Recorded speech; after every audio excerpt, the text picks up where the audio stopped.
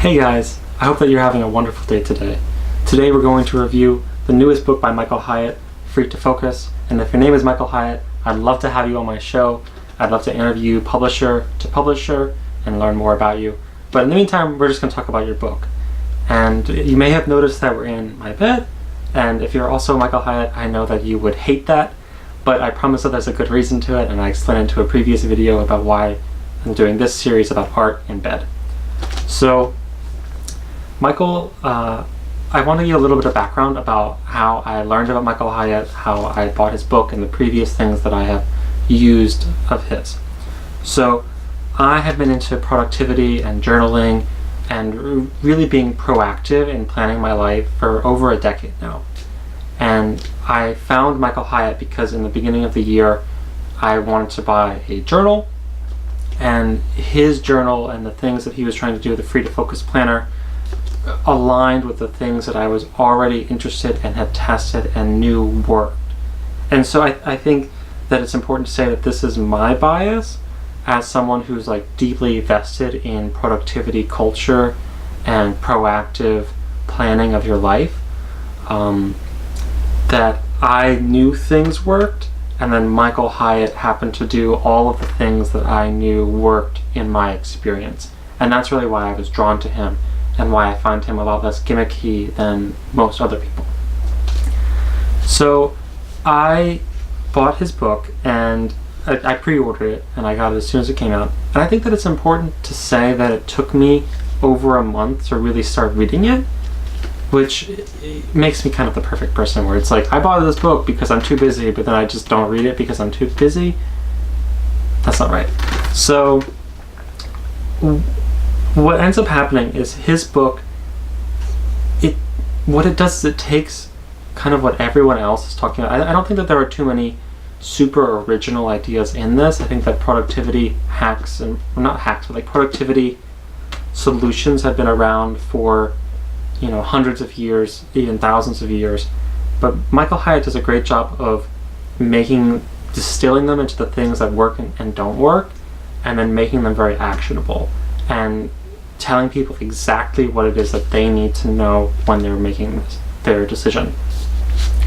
I will have to say that this is definitely meant for people who are in management positions, and isn't really for people who are in lower level positions where they don't really have a choice about the kind of work that they're doing, or people in blue collar positions who aren't delegating tasks to other people. The other kind of big complaint, there's nothing wrong with that, but the kind of big complaint that I have is I'm like a solo entrepreneur, and I'm not making enough money to have another team go and help me, and so I don't have anyone to delegate those tasks to. And I know that Michael Hyatt would say that all the principles in his book work regardless, but I just kind of wish that he had even just put in like a paragraph and kind of given a little bit of insight and a little bit of help to people like me, where I run multiple small businesses. I have I think 5 or 6 different income streams, and I wear so many different hats. And I don't have anyone on my team that can really kind of take over or do any of the skills that I have. And so I wish that he could have addressed that. I know that he kind of does in an indirect way. So let's talk a little bit about the system that he sets up. So it's a 3-step system, which is really smart and really brilliant. The first one is to stop. And that is, if you're so overworked and so overwhelmed and so busy and you have no focus, then what you need to do is you need to stop working for a second. And that way you can sit down and evaluate what it is that you're doing, how are you actually spending your time, what do you wish that you were doing that you weren't, and to just kind of reflect. And I think that that's one of the things that a lot of productivity books and self-help books don't really address, is the reflection that needs to happen. And when it comes to Michael Hyatt's book, there's a lot of work that needs to be done, but it's all work that is reflective work, learning about yourself and being true to who you are. So the first one is to stop and actually kind of figure out what exactly is it that you're doing. And he provides multiple activities. I've done most of them. I haven't done all of them. Where you will go and kind of plot out the kind of work that you're doing. How are you spending your day? How do you wish that you're spending your day? What are your goals? And then what tasks are you good at? What tasks are you passionate about? And how do you delegate, automate, or how do you, what do you do with those tasks that you're not good at and you don't like? And so the first step is just that. And then the second step is to cut, which I kind of just got into a little bit. But that's where you take those actions that aren't high leverage things. They're not making you lots of money. They're not, they're not mission critical. They're not moving you forward in any meaningful way. And they're taking up lots of your time, and you don't like them, and you're not passionate about them, and you're not good at them. How do you make those things? And so what do you do about those things? And so the first one is either you just don't do them, you delegate them to other people, you automate them, or you kind of, and I think that in explaining, in saying what they do, like the system behind this, I'm not really giving away any secrets of the book, because Michael Hyatt goes into really great detail about exactly how to go about these things. And like he has, for example, a system of commitments that you do, and he will literally like write out, this is the email that you should send, and this is why you should send it this way. And it's really brilliant, and it's really smart, and it takes a load off of me, because I don't have to go and think about it. It's just a really smart way of doing things from someone who's spent years in the trenches doing it. And then the third way, the kind of point number 3, is to act. And this is kind of the process that I'm in, and you have to spend, forever, like the rest of your life kind of acting upon these things. But that's where you take what you learned. You first stopped, you reflected, you thought about your goals, you put the work that you're doing, and you categorized it, and then you have to cut out the things that aren't, making you happy, driving success, or building your business. And then the third act is to act upon that and really do those things. And I think that as a whole, the book is great. I think that it's probably the best productivity book I've read in a couple of years. And I think that it's not really gimmicky. I think that it's really fantastic. The only thing that I would say is I wish that it had a little bit more to address people like me, solo entrepreneurs, people that, like I bought his book because I don't really have the time or creativity to think of new solutions. And so he's telling me that I have to be creative and think about them, because, I don't have a team to delegate things to. And for me to automate things, I have to learn those skills. I can't delegate learning the skills to automate. And so I wish that he had kind of just talked even briefly about that.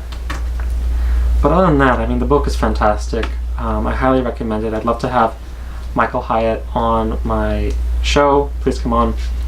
A little bit about how I've changed things up and what I've done.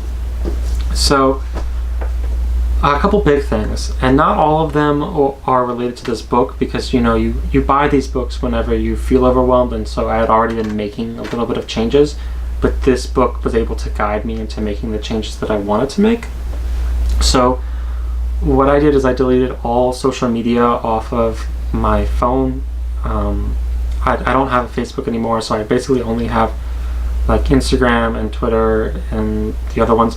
It's difficult because I run 5 different Instagram accounts actually, and I have my business, and Instagram is a platform that really drives those transactions and drives that progression, and also keeps me in touch of what's happening. As a publisher, and when I go to book fairs, I literally hear about the book fairs on Instagram. That's how I know when to sign up for them. And so I'm following all the major art publishers in the world. I'm following the major artists, the major art book fairs.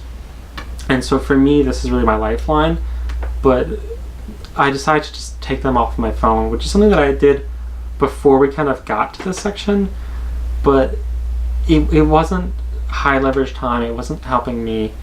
Another thing I did is I deleted email off of my phone, which is like huge. I've had email on my phone ever since I got a smartphone almost a decade ago, and that's been kind of like shaky and crazy. And I'm trying to not check my email every day, which normally I just leave the email tab open all of the time. And then the third biggest change is I actually am breaking up my work into like day by day. So I have like a variety of goals that I have to do and focus on.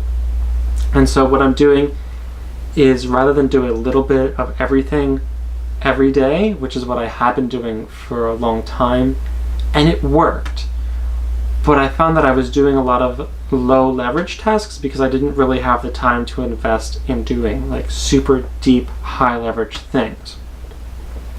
So instead what I'm doing is I'm dedicating like one day to my business, one day to my Patreon account, one day to YouTube, one day to my personal art, and then actually one day to reading. Which seems kind of strange, but for me, I own a publishing company and I don't read enough. Like, it took me a month to read this book that I really, really wanted to read, and that's kind of unacceptable. And so I'm playing around with it. I haven't decided which days are which, and I'm not sure how this works, but I've been trying this out for the better part of a week, and I like the system because what it allows me to do is it allows me to relax, and it allows me to tackle higher leverage and more important projects and batch projects rather than try and do a little bit of everything every day. So the final thing, which I just also touched on, was really prioritizing bigger projects and higher leverage tasks as opposed to doing like a lot of low level work.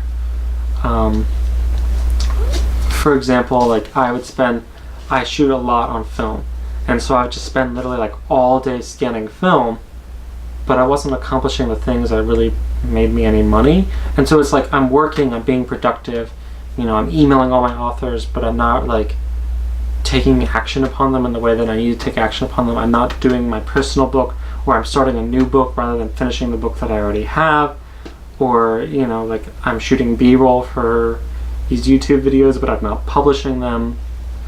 So those are really the 4 steps that I've taken as a result of this. I'm really excited to try them out. I'm a huge fan of what he does, but I also want to say that I've been doing almost everything that he's been doing for a decade beforehand, but he's someone who has clearly tried everything out there in the way that I have and has come to the same conclusions, and his systems really work for me.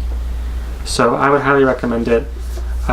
Check it out and let me know that really, like, if you're struggling with productivity or what really helps you with your productivity. Let me know what books you find really helpful, and if you want to be really productive this year, just be sure to subscribe and comment below. Thank you so much.